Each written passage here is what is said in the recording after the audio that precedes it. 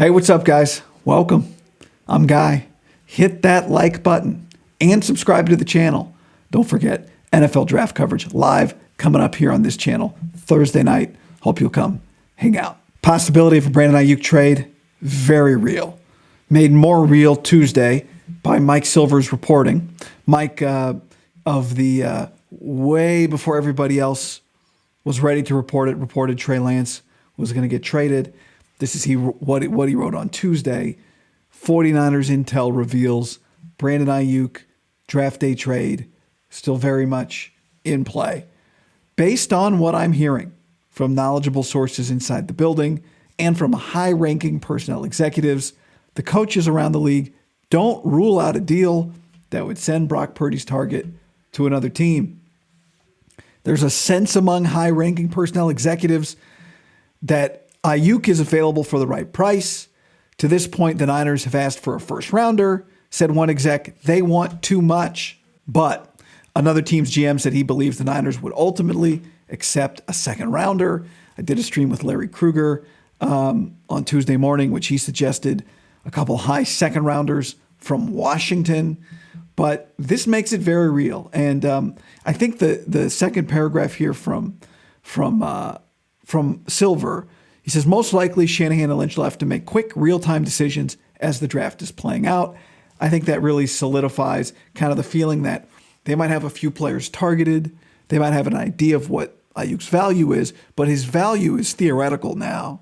His value on Thursday night is very real when it becomes a player-for-player trade. Here is a player that's available at the pick that's being offered to us. Let's do that deal, right? All of a sudden, a high second rounder. In theory, on paper, we don't love it. We're getting 2 second rounders offered. But with that first second round pick, somebody we like is sitting right there. And now it's a player. Now it's a real trade. It's a player for player. We can really envision what that trade is. So I think it's very real. I said as much in the reaction to John Lynch's comments on Monday. I did not take what he said as ruling out the Brandon Aiyuk trade. We're at a fork in the road in the future of this organization now. Either they keep Brandon Aiyuk and try to win a Super Bowl and try to extend him and see if he can become Brock Purdy's favorite target for the next 7 years, or they replace him. And then everything hinges on who they replace it with. You know, Brandon Aiyuk is such a great fit for Brock Purdy, but he's not an irreplaceable player. The question is not, will there ever be another receiver that could do what he does for Brock Purdy? The answer to that question is, of course there is. The question is, do you correctly identify? The hard decision here is not should we or shouldn't we trade him. The hard decision is, are we sure we can replace him with the right person? If the answer to that is yes, then that's an easy decision. But, you know, as we know, it's not that easy, because you could injure your chance to win a Super Bowl this year and eliminate 5 years from now Brock Purdy's favorite target. 5 years from now, you look back and McCaffrey's gone and Kittle's gone and Jennings is gone and Debo's gone. And maybe you're still trying to find a guy who can go catch 95 balls, which Brandon Aiyuk is capable of being and could become one. Definitely a 95 catch guy in a couple of years when he's still in his athletic prime. And maybe there's more targets for him than even there were last year. So this is, you know, we can always say when you draft a quarterback and they drafted Lance, that's a critical point, and they failed, but then they found Brock. So it's not that you can't make corrections if you make mistakes. It's that it takes some luck to make corrections if you swing at a 3-0 fastball and pop it up, which is what they did with Trey Lance. But then they were in an 0-2 count in another at bat and got a game-winning hit. That's Brock Purdy. So it's real, and I think the most, you know, this really is some of the biggest drama of the draft on Thursday night. Some of the biggest drama. It's not at number one. We know it's Caleb. Then it's like, okay, which quarterbacks go 2, 3, 4? Does somebody trade up? But does Brandon Aiyuk get traded is one of the biggest pieces of drama on draft night. It is the biggest piece of drama for the 49ers. And in some ways, you know, keeping him is the easy way. I don't know if it's the right thing. We'll, you know, that depends on who you like and who's available. But there's no criticism if you keep him. There's no extra pressure if you keep him. Jed York's not looking at John Lynch and Kyle Shanahan going, all right, guys. As Terry Collins, the old Mets manager, once said, As the umpire once said to Terry Collins, it's our ass in the jackpot, right? I guess that means you're on the hot seat. You trade Brandon Aiyuk. That is bold. And maybe it's the right thing. And maybe it's the thing that Belichick would have done. And maybe it's the thing that Walsh would have done.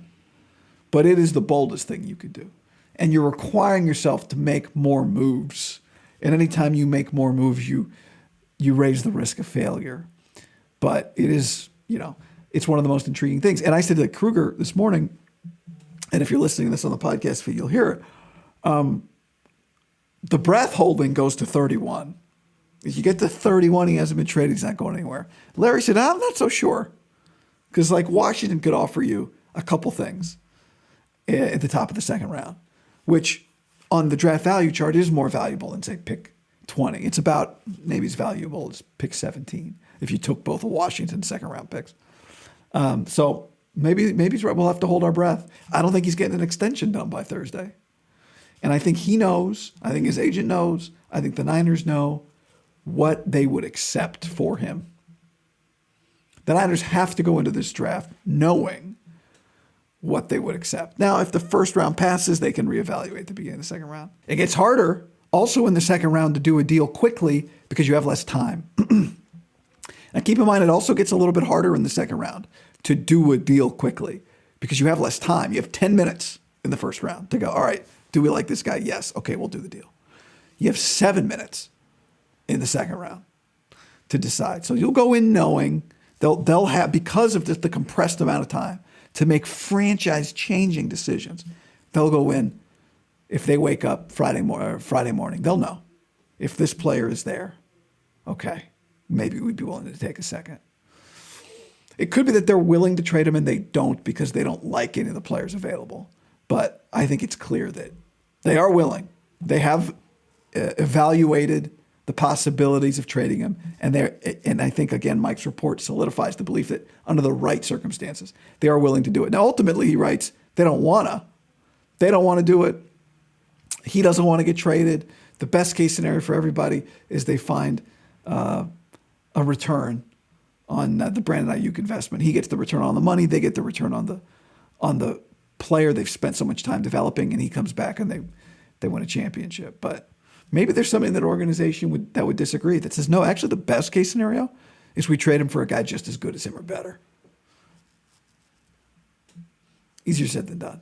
But that's where things stand. And I think everybody should be on pins and needles as Thursday night gets closer.